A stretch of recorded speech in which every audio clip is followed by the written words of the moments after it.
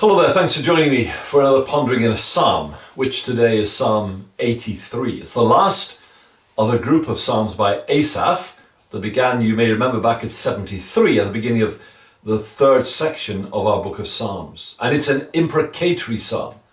One of those psalms where God's people pray to God to intervene against the enemies of his people. And in just 18 verses, a relatively short psalm, Asaph manages to pack a great deal into this psalm. It's a very simple psalm, it seems to me, to structure and outline. It's in two sections. Verses 1 to 8 is what I call a desperate plight, and verses 9 to 18, a desperate plea.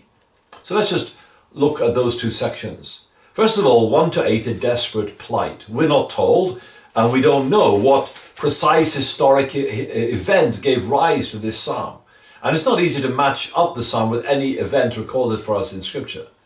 But something in me quite likes that, because it allows us to focus on the underlying principles here and to apply them to any similar situation that we might experience. The bottom line in this psalm is that God's people are under attack by a coalition of forces who are bent on their destruction. In fact, in verses 6 to 8, Asaph lists 10 nations who are ganging up on Israel. And if you look them up on a map, you'll notice that they form an almost complete circle around Israel, hemming them in from every angle. So Asaph lays out this desperate plight of the people of God to their God. This was a day of great danger for Israel. It seemed as if the whole world was against them, and they're in danger of being overwhelmed and overpowered and utterly destroyed.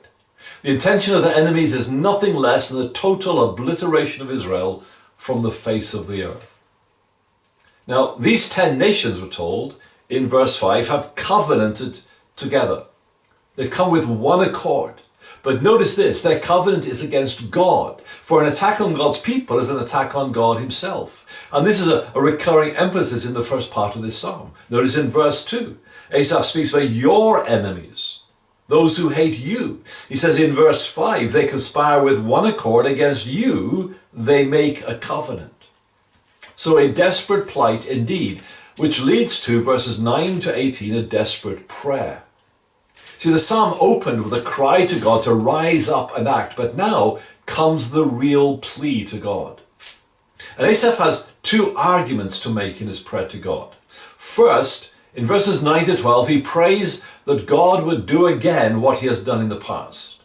And then he tells God exactly what he wants him to do to these current enemies of God's people.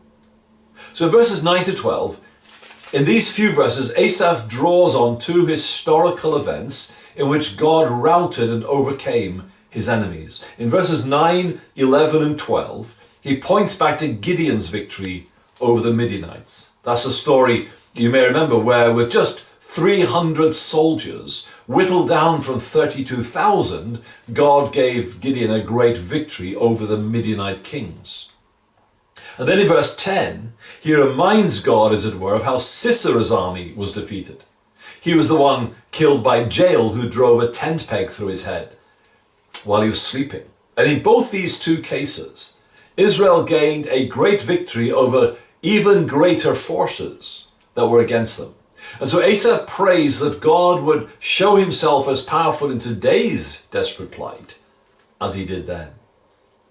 And then, having told God what he wants him to do to them, in other words, do to these enemies what you've done to our enemies in the past, he then used some very powerful metaphors to describe the destruction he wants to see of these enemies. So in verse 13, he prays to God that God would make them as fleeting and unstable as whirring dust or chaff. In verse 14, he prays that God would destroy them as easily as a fire destroys a forest. In verse 15, he cries that God would blow them away with the tempest and the hurricane of his judgment against them. In verse 16, he prays that God would humiliate and shame them in order that they might seek God for themselves. Now, this and other imprecatory prayers often cause us, new covenant believers, real problems in terms of what do we do with them? What do we make of them? How, if any way, can we use them? Now, we can't answer those questions fully in this particular context, but let me perhaps lay out three basic principles that might help us. First and foremost, we must bear in mind that these are prayers not for personal revenge, not for some sort of score settling or for getting our own back. These are the prayers of God's people against those who are against God, and asking God, who has said that vengeance is mine, to act to demonstrate and vindicate his justice and his holiness. Second, the other motivation evident in these prayers is that, as in all God's judgments, they might have the effect of softening the hearts of the proud and rebellious and turning them to God.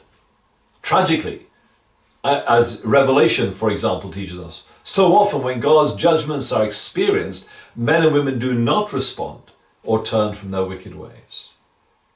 And thirdly, I would remind you that we're reminded in the New Testament that ultimately our fight is not against flesh and blood. It's against principalities and powers of darkness. And we stand in a position of great victory because we live post-Calvary, when Christ, dying on the cross, made a public spectacle of our enemies, triumphing over them by the cross. Yes, we can, and indeed we should, use prayers like this for the enemies of God's cause, and again, who are against God's people.